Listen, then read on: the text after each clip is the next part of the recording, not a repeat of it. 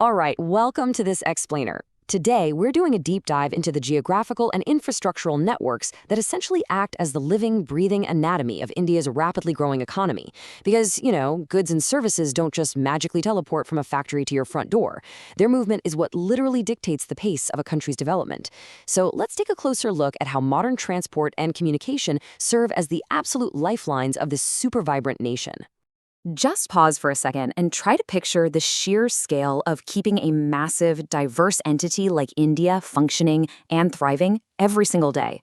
We're talking about bridging vast linguistic differences, diverse sociocultural groups, and honestly, some incredibly challenging terrains.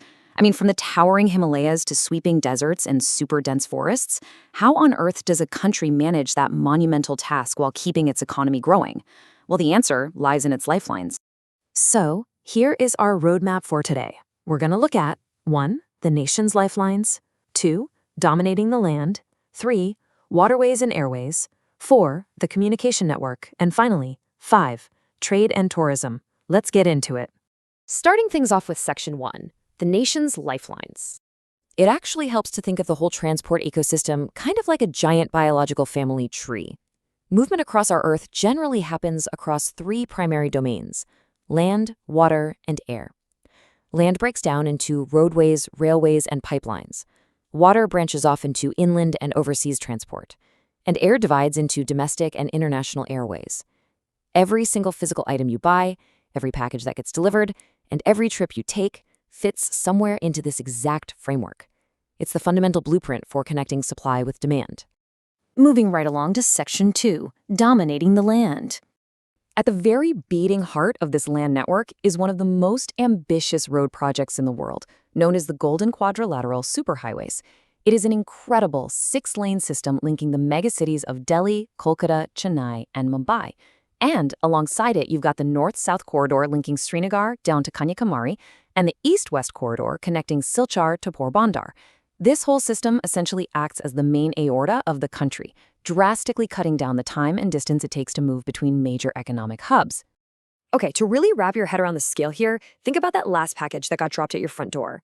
It likely traveled across a piece of India's staggering 62.16 lakh kilometers of road. 62.16 lakh! That makes it the second largest road network in the entire world. And a fun fact, in India, roads actually came before railways, and they still carry a massive share of the transportation burden today. You might wonder, why do roads often have the edge over trains? Well, it really just comes down to flexibility. The construction cost for roads is way lower, and they can navigate highly uneven, totally wild topography, like handling the steep slopes of the Himalayas with ease. Plus, they offer door-to-door delivery, which completely cuts down loading costs. Railways, on the other hand, are the absolute undisputed kings for heavy, long-distance freight and moving millions of passengers. They bind the economic life of the country together. They just, can't park in your driveway. And these land arteries are constantly, literally evolving through some wild engineering feats. It all started with a humble 34-kilometer train ride back in 1853.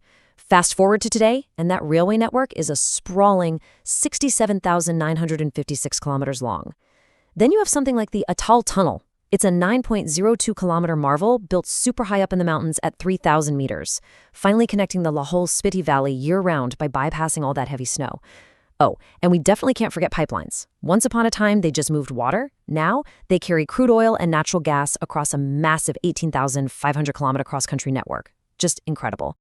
All right, on to Section 3, waterways and airways. So India's got this really rich history as a seafaring nation going all the way back to ancient times. And waterways are still the absolute cheapest, most fuel-efficient way to move heavy, bulky goods. While the country does have a huge inland waterway system, get this, a massive 95% of the country's international trade volume is moved by sea. 95%. When we are talking about the sheer physical bulk of global trade, the oceans are out there doing almost all the heavy lifting. Naturally, all that sea trade relies on a massive 11,000-kilometer coastline, which is dotted with 12 highly specialized major ports. Think of these ports as the vital organs of trade. You've got Mumbai with its massive natural harbor, Mormugao, which handles about half of all of India's iron ore exports. There's Vishakhapatnam, famous for its super deep protected waters, and Kolkata serving the incredibly rich inland Ganga-Brahmaputra basin. each one of these has a unique geographic advantage to serve its regional economy perfectly. Now, if you want to skip the slow boat and go straight over the high mountains, dreary deserts, or dense forests, you fly. It's the fastest, most comfortable mode of transport for sure. But historically, it's been pretty expensive, right? Well, that's where the government's UDAN scheme comes in. It stands for Uday Desh Kaam Nagrik. Basically, it's a brilliant push to make flying actually affordable for the common citizen. It's all about jump-starting regional connectivity so that taking a flight isn't just a luxury anymore, but a true, accessible lifeline. Which brings us to Section 4, the communication network. So we figured out how to move heavy goods, but how do we move ideas? Welcome to the nervous system. Even in our hyper-digital age, physical communication is absolutely vital. In fact, the Indian postal network is literally the largest in the world. It prioritizes first-class mail, like cards and envelopes, flying them through the air. Second-class mail, like book packets, moves over land. And to keep things zooming along in the big cities, they use 6 dedicated fast delivery channels, like the Metro and Green channels, just to make sure these physical signals reach every part of the body as efficiently as possible. But of course, this nervous system is rapidly going digital.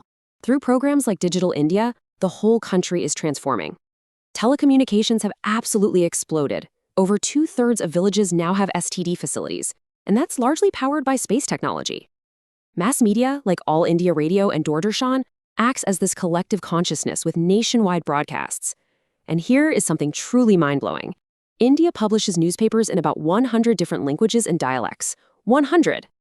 And finally, Section 5, Trade and Tourism. Let's pull back for a second and look at the metabolism of this organism, how it interacts with the rest of the global ecosystem. A super important concept here is the balance of trade. Think of it as the economic barometer of prosperity. It's basically just the difference between exports and imports. When your exports exceed your imports, boom, you have a favorable balance of trade. When you import more than you export, it's unfavorable. And honestly, no country can survive without international trade because natural resources are naturally limited by geography. What's really fascinating is how India's role in this global ecosystem has evolved. Sure, the country imports massive necessities like petroleum crude.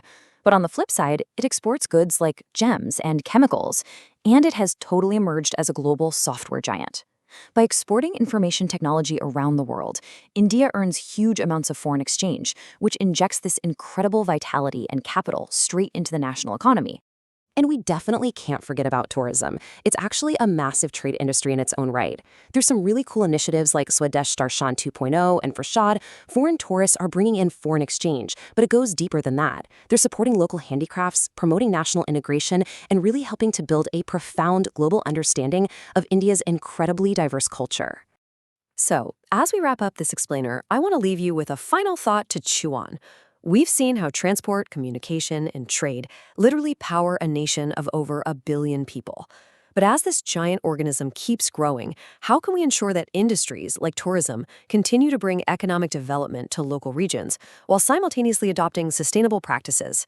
Basically, how do we keep growing this incredible system without exhausting the exact environment that keeps it all alive? It's the absolute critical question for the next era of development. Thanks so much for joining me on this explainer, and keep questioning how the world connects.